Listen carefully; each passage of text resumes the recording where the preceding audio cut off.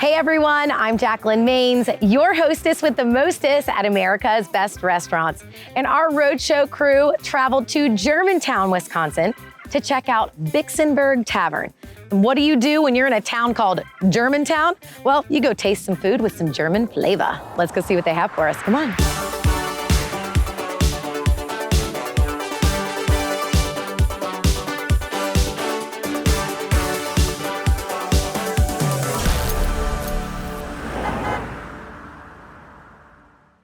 All right, so I'm back in the kitchen with Jake here, one of the owners, and you are going to be making me a double classic Bixenberger smash burger.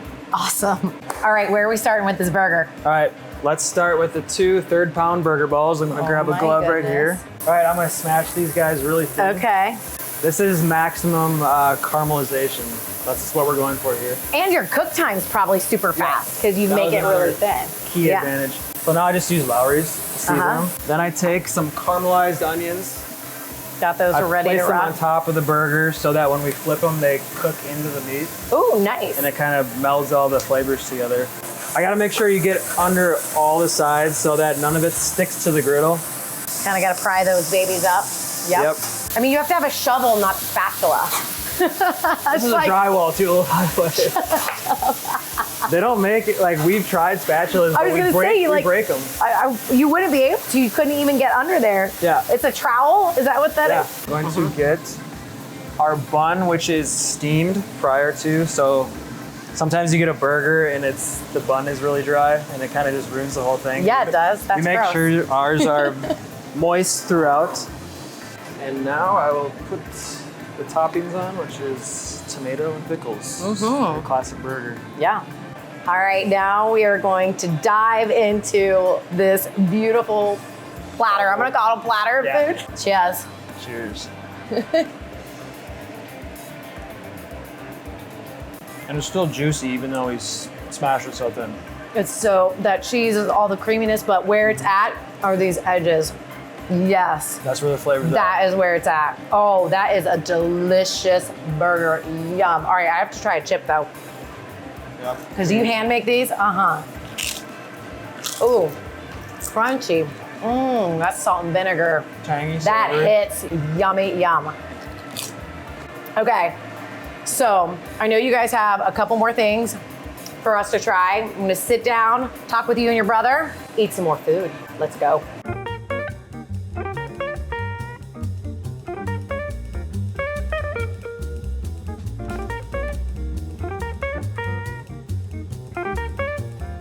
All right, so now I'm back with Jake and we are joined by his brother Flynn, and we've got Chloe, bar manager, and their right-hand lady at the bar that provided these delicious drinks.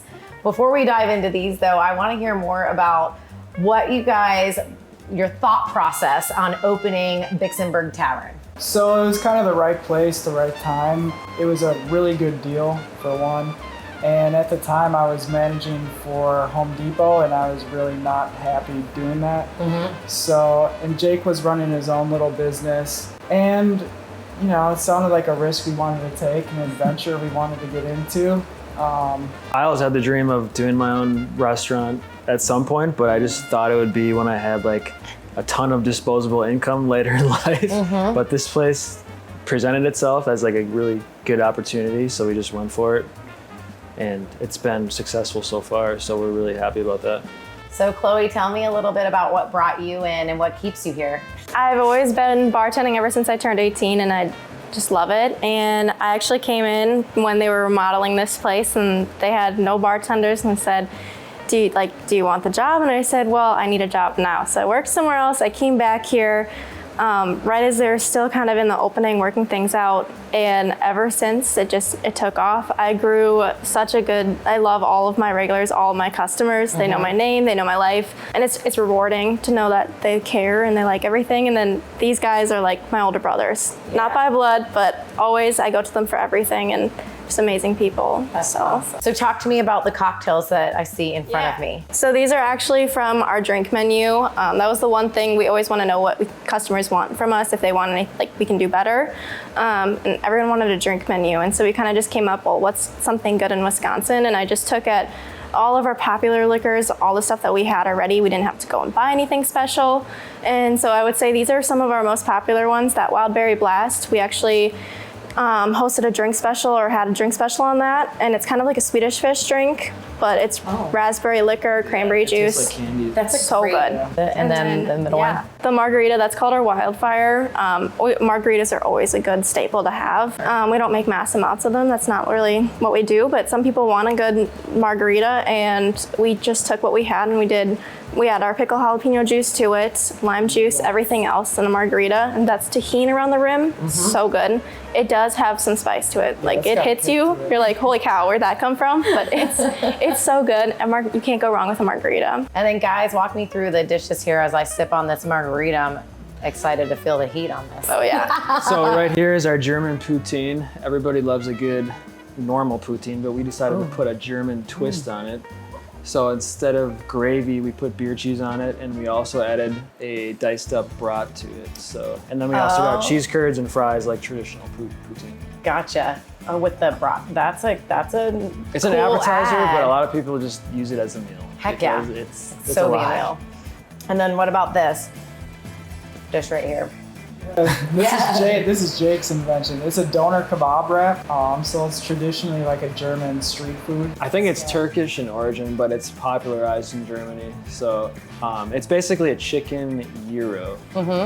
Where over in Germany they have lamb and beef combination as the meat, but we put chicken in it just to make it a little different and have like a healthy option instead of a burger. Yeah.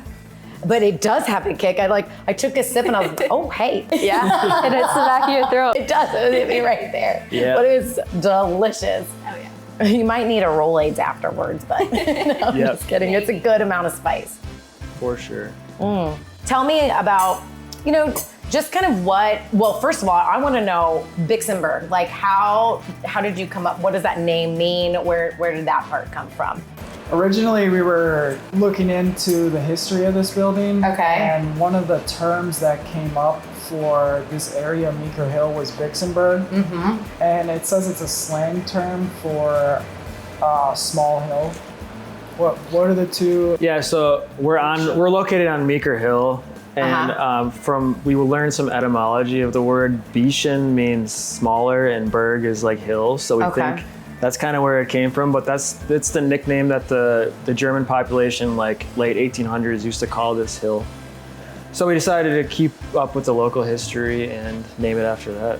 So what did you guys do when you took ownership? What changes or what touches did you put on it? We basically made it more restaurant-y, I guess, instead of just a bar. Just a bar? I'm diving in on this. So we get a lot of amazing people from the neighborhoods around here. That's probably our biggest clientele. Basically painted everything and made it kind of our own style. Bar top too. Oh, we did. Yeah, we both have kind of backgrounds in a little bit of carpentry. So we did a lot of the renovations ourselves. We did the bar top, the back bar, some of the flooring. And sweet. That bar top is awesome. I was looking at it and admiring it, and Chloe was telling me how you guys did it. I was like, this is a really cool wooden with the epoxy on top. Yep. And this pita is so soft.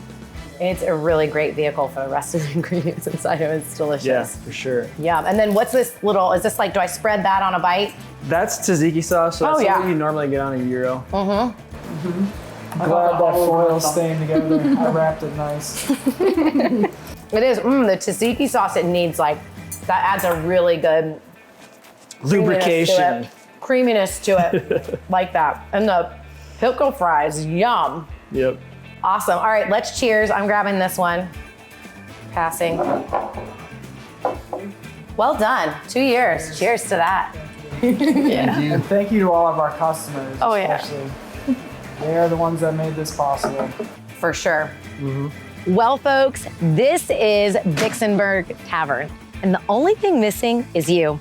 I'm Jacalyn Maines, your hostess with the mostest at ABR, and until next time, where we show you where the best local eats are. Bye, everyone.